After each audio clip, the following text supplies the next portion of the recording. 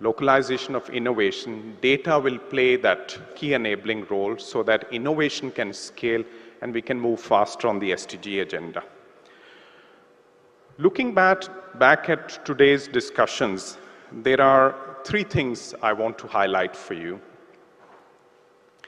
Firstly, we need to pull together the existing use cases on data for development. And there are plenty. You heard about them from Saudi Arabia, from UAE, from India, from other countries, from the United Nations.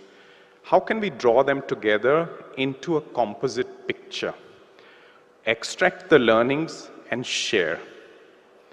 This is the low-hanging fruit that the G20 must help us address.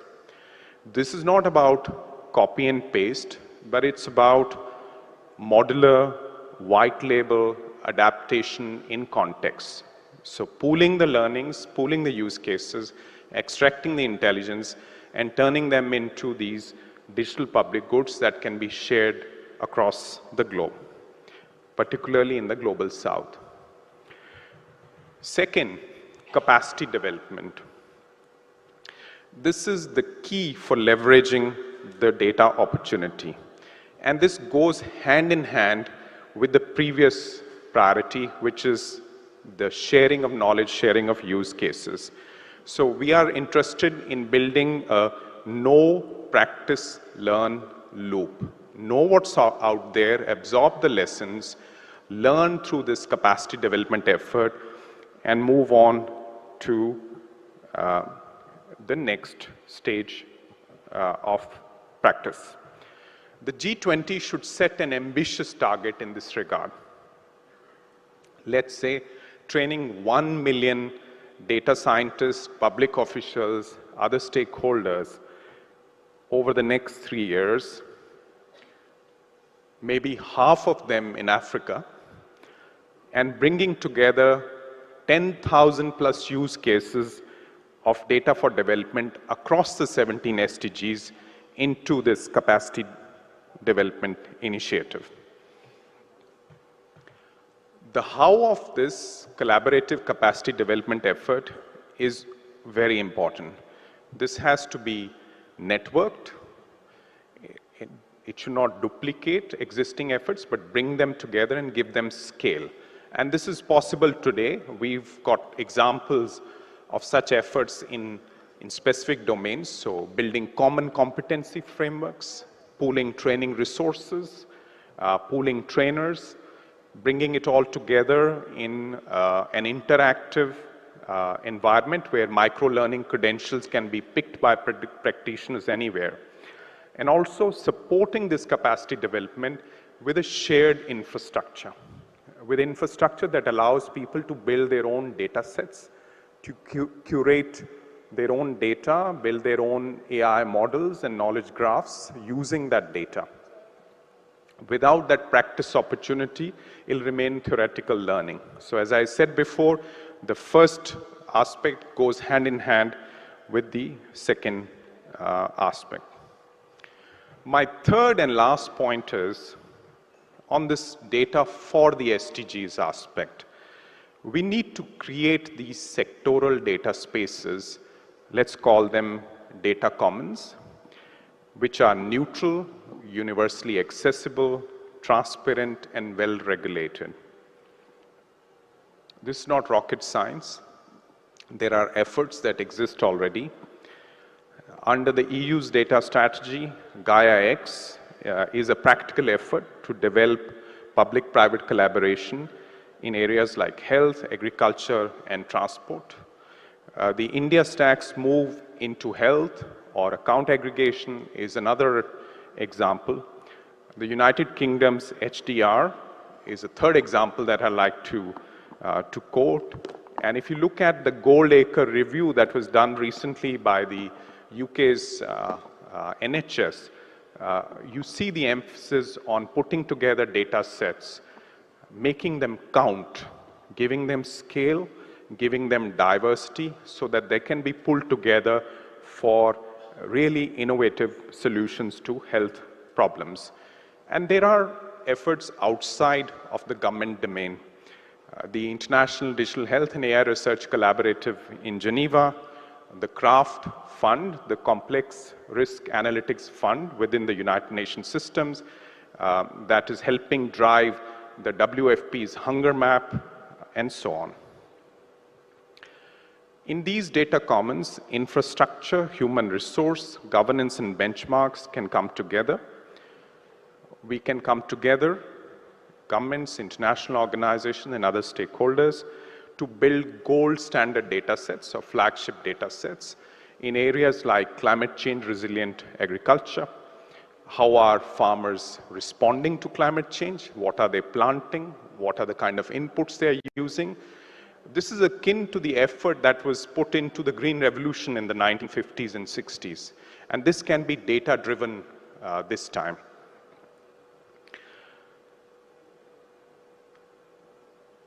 There is one last aspect to this notion of data commons, and that is democratizing the data and AI opportunity. There are nearly 3 billion people who are left out of the digital opportunity. And then within that digital divide, there is a yawning gap that's opening up on artificial intelligence and big data. So these data commons can help us democratize the digital opportunity, and as the SDGs slogan goes, leave no one behind. I want to close by emphasizing that the United Nations stands ready to work with the Indian G20 presidency and the ensuing presidency on this issue through the Office of the Secretary General's Tech Envoy, but also partners across the UN system, our co-host UNCTAD, UNEP, UNIDO, FAO, WHO, as well as multi-stakeholder partners and philanthropic actors to help the G20 realize this threefold outcome: building generalized use cases of data for development for wider adoption, a capacity development network to raise an army of data warriors for the SDGs, and creating global data commons in 2 to 3 priority SDG areas. I thank you very much for your attention.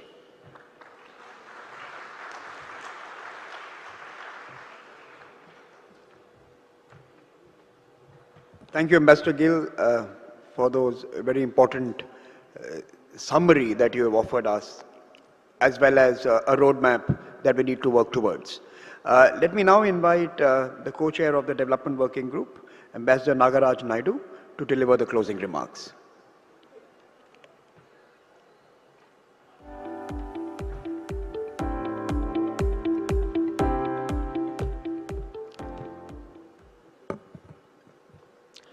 A very good afternoon to all of you.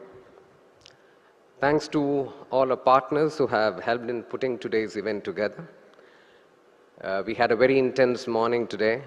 While the broad context of data for development was laid out by a very passionate welcome address by India's G20 Sherpa, Mr. Amitabh Kant, we had key interventions by Her Majesty Queen Maxima, Sri Rajiv Chandrasekhar, Union Minister for Electronics and IT, and Sri Nandan Nilayan Kani, former Chairman UIDAI.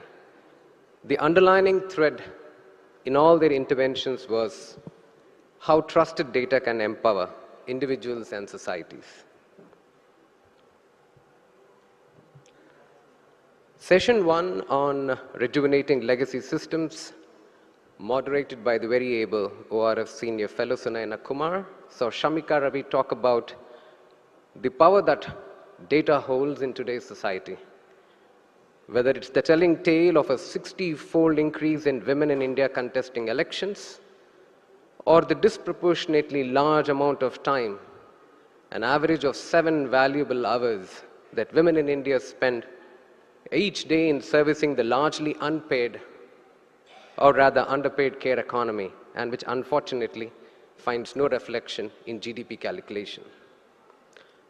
Abhishek Singh, President and CEO of National E-Governance, gave several ground-level but path-breaking examples of how data is being deployed in India for resolving population-scale challenges.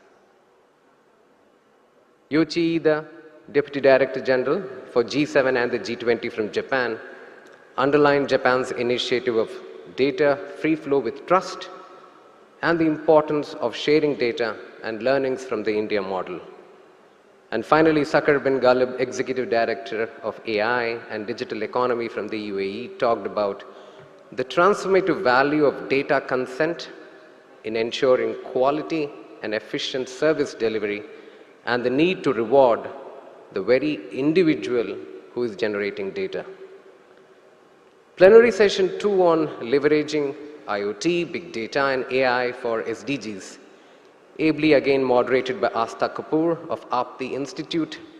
So Abdul Rahman Habib of Saudi's AI Authority underlined the importance of empowering people through education and the need for data quality. Anil Chaudhary, Policy Advisor for the Government of Bangladesh, gave examples of how AI was applied in Bangladesh during the COVID period to ensure calibrated lockdowns as well as to ensure food supply. He also emphasized the need for privacy protection, cross-border data sharing, greater public, private, and academic collaboration, and the need to bridge the growing digital divide. Anita Gurumurthy, founding member and executive director of IT for Change, again underscored the need for high-quality data, the need for standards for data interoperability, ensuring a delicate balance between innovation, privacy, and regulation, discoverability, and the idea of data reciprocity, and the suggestion for the G20 to explore public financing for creating digital public infrastructure. Anthony Ria, director at the World Meteorological Organization, talked about free and open exchange of data to enable its users to take immediate actions, as also interoperability of data. We also had 2 breakout sessions. One of the breakout sessions was on the role of governments and international organizations in D4D, moderated by the Secretary General's Special Envoy on Technology, Ambassador Amandeep Gill, in which the context was set by Torbjörn Fredriksson of the UNCTAD. In this session, participants emphasized the need for robust stakeholder consultation across all ages and the important role that governments can play in laying the guardrails over which innovation could thrive. Capacity building for people in using data was emphasized. A mention was made of the Global Digital Compact, which is expected to outline shared principles for an open, free, and secure digital future for all. In this context, data protection and data commons was also mentioned. Digital technologies to facilitate the transformation of agri-food systems was emphasized by the FAO, and also we had a mention of the value of annotated data sets. The breakout session on the role of civil society, academia, philanthropic organizations, private sector, and entrepreneurs in data for development was moderated by Samir Saran, President ORF. Dr. Santosh Matthew from the BMGF set the context. He used a very evocative story of how data can save lives. Participants in this session highlighted that quality and reliability of data was extremely critical. The academia can play a key role in training data practitioners to collect data and measure impact, and in leveraging disaggregated data sets. The role of non-governmental stakeholders in enhancing data empowerment of communities and developing digital public goods was also underscored. Since the 17 SDGs are cross-cutting, the idea of creating localized data sets and identifying indicators which could interact with each other to influence national social outcomes that can create a multiplier impact was also put forward.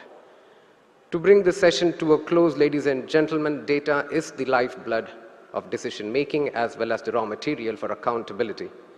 Today in the private sector, analysis of big data is commonplace, with consumer profiling, personalized services, and predictive analysis being used for marketing, advertising, and management. Similar techniques could perhaps be adopted to gain real-time insights into people's well-being and to target aid interventions to vulnerable groups. New sources of data, new technologies, and new analytical approaches, if applied responsibly, can enable more agile, efficient, and evidence-based decision-making and can better measure progress on the Sustainable Development Goals in a way that is more inclusive, just, and fair. India's G20 presidency precisely aims at this very outcome. Thank you all for your very attention.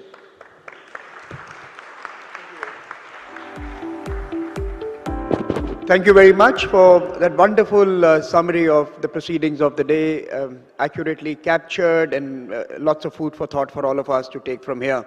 This brings us to the end of Data for Development workshop. We are going to break for lunch, and then we're going to come back and engage with a different subject, life.